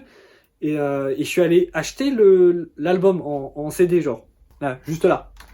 Vu que je trouvais le concept d'avoir des CD différents, original, je me suis dit, bah vas-y, on va voir. On va voir si j'ai un bon son en CD. Donc je l'ai acheté et donc au retour, je l'ai écouté dans la voiture. Donc bien sûr, dans l'ordre, hein, j'ai toujours écouté un album dans l'ordre, au moins les premières fois. Et là, je me suis dit, mais c'est bizarre, j'aime bien le premier son. Ah, c'est bizarre, j'aime bien le deuxième aussi. Bah, le 3ème aussi. Bon, le 4ème, non, c'est vrai qu'il est pas fou. Le 5ème, il est bien. Et en fait, plus j'avançais à l'album, plus je me disais, mais comment ça se fait que j'ai pas aimé la première fois alors que là, je surkiffe. Donc je ne sais pas, mais il s'avère qu'au final, j'adore tout l'album. À part, peut-être, Bébé Bois. J'ai du mal avec cette chanson. Je sais pas, je la trouve trop en dessous des autres. Je sais pas pourquoi. Mais oui, donc même si cet album, à la première écoute, je l'ai pas trouvé fou, je pense maintenant que c'est le meilleur album d'Orelsan. Je l'ai analysé un peu, tu vois, j'ai bien écouté les paroles et tout ça. Et j'ai réalisé, ouais, c'est le meilleur album d'Orelsan, c'est le plus abouti, c'est...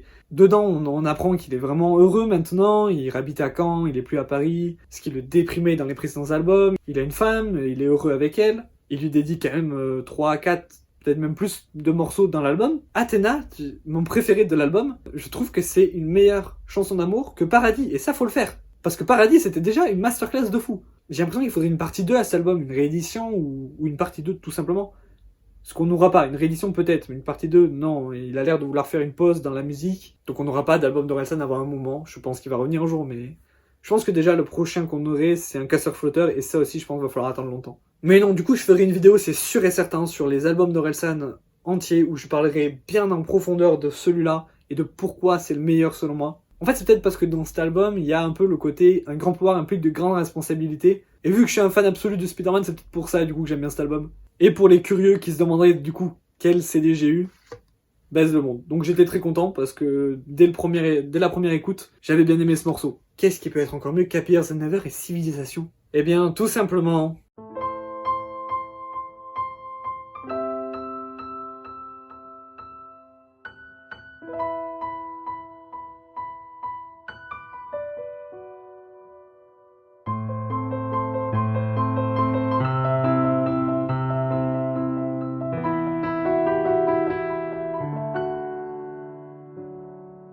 Je suis assez content parce que j'ai quand même réussi à avoir les CD ou le vinyle des 3 premiers de ce top, donc j'ai un peu réussi mon défi. Voilà, encore une fois un chef-d'œuvre quoi, mais vraiment, vraiment un chef-d'œuvre. Et j'arrive pas à croire que moi, qui suis un fan de rock et de métal de base, est en top 1 et en top 2 du rap français. Après j'aime bien le rap français aussi, mais moins que le rock et le métal quoi. J'aime beaucoup moins d'artistes, notamment Laylo, voilà, premier album que j'écoute de lui, masterclass. D'ailleurs je sais pas si vous vous rappelez, mais dans les Lagnac Awards 2020, on avait parlé de Laylo. Et oui, Laylo est quand même passé de la plus basse catégorie, c'est-à-dire que je n'ai pas écouté et il n'est dans la vidéo que parce que vous l'avez recommandé sur Instagram, c'est-à-dire gagner le award de la première place. Ça, c'est un glow-up from the bottom nowhere. Hein. Non mais j'étais obligé de le donner à Laylo. En vrai, j'ai hésité, mais l'hésitation n'avait pas sa place. J'ai fait une vidéo sur cet album, vraiment, donc si vous voulez plus de détails, allez voir la vidéo. Je me suis tellement reconnu dans ce qu'il raconte. Ce côté de j'ai des rêves, je veux faire des choses, mais flemme, vraiment, parce qu'au fond de nous, on sait que c'est très dur et pratiquement impossible, donc on n'y va pas, quoi. Et en plus, il parle de ça, de ce mal qu'il avait en lui fin lycée, et en plus il aborde d'autres sujets, comme les violences policières, les violences faites aux femmes, et surtout l'inaction face à ça. Genre le gars est multitâche, il fait tout, il parle de tout. Ça avec des instrus, et des changements d'instrus, mais monumental. Moi qui ai du mal justement avec ça dans le rap et le rap français, d'habitude les prods et les instrus, je les trouve pas folles. Alors parfois c'est pas dérangeant, par exemple Orelsan, il y a plein d'instrus que je trouve pas folles, mais je kiffe quand même Orelsan de fou. Bébé bois, là Laylo a mis tout le monde en PLS quoi, c'est incroyable. Il mérite donc amplement sa position de top 1. Ah oui, et du coup pour revenir sur les Lagnac Awards 2020, je n'ai toujours pas écouté Trinity, parce que je préférais laisser l'album vieillir en mon esprit et tout ça avant d'attaquer Trinity. Surtout parce que je sais qu'il est très différent, donc si j'ai l'étrange histoire de Monsieur Anderson et que je fais des comparatifs et tout, ça va être chiant. Mais sûrement que je l'aurai écouté pour la fin de l'année prochaine. Et je vous en parlerai, je sais pas où, sur Insta, sur YouTube, dans le Lagnac Award 2022 peut-être, même si... il pourra pas gagner, mais je vous en parlerai vite fait quoi.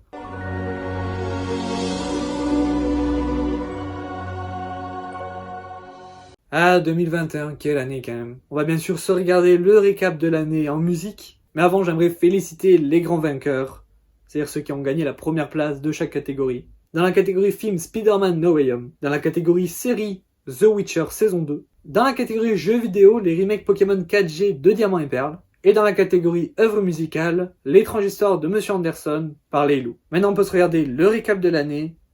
Seul dans ta chambre, à te construire des barrières. Si la réalité existe, c'est pour mettre fin à tes rêves. Ne remets pas à demain ce que tu peux faire ce soir. Si tu crois pas en toi, je te le dis, personne ne le fera. Faut dépendre de personne. Dans la vie, faut se faire seul. Du berceau au linceul. Fais confiance qu'à ton cœur.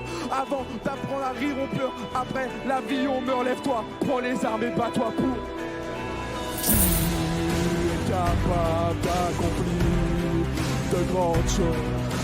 Tu es capable de réaliser tes rêves. Tu es capable d'accomplir de grandes choses. Like, I feel like I'm in a game of fucking werewolf or mafia where I'm like, I'm not the werewolf. I promise you I am not the werewolf.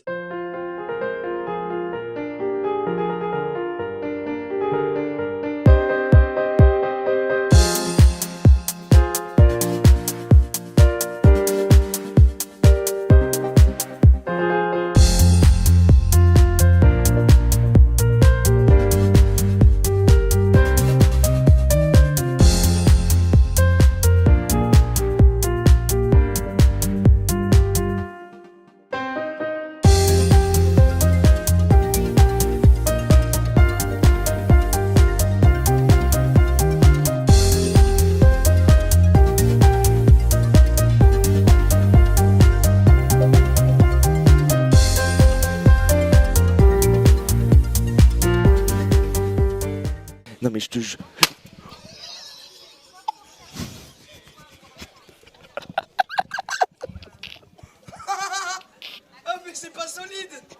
Salut Lorenza.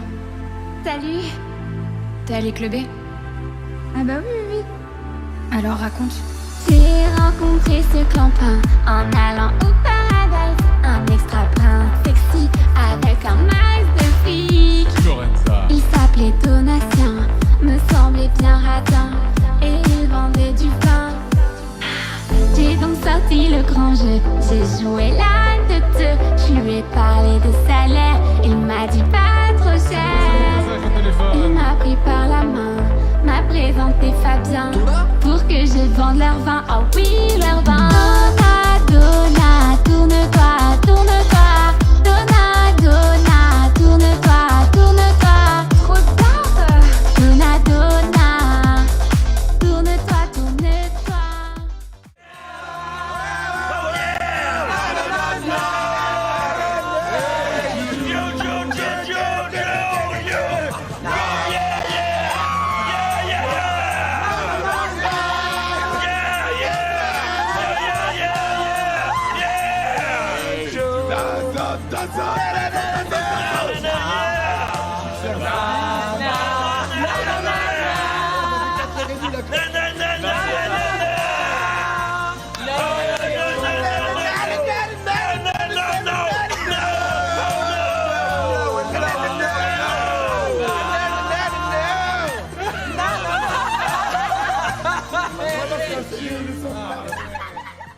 Encore une fois, 2021 comme 2020, ça a quand même été une année de fou. Même si on regarde les attentes de l'année dernière, donc pour cette année, au final il y a plein de trucs qui ont été repoussés à 2022. Bon on arrive sur la fin, donc déjà merci à vous d'être restés jusqu'au bout de cette vidéo, mais surtout merci à vous de m'avoir suivi toute cette année. C'est vraiment incroyable d'avoir des gens qui m'écoutent raconter des conneries sur plein de sujets, qui me regardent maintenant en live en plus, me regarder en direct dire des conneries et jouer à des jeux en disant des conneries. Je vous promets de m'améliorer de plus en plus, toujours plus, jusqu'à vraiment qu'on puisse plus s'améliorer et du coup qu'on s'améliore encore plus. On a une belle année qui nous attend, 2022, va y avoir des dingueries. Moi je vous laisse avec le générique, avec tous les gagnants et surtout les musiques de toute cette vidéo. Et le plus important, bonne année!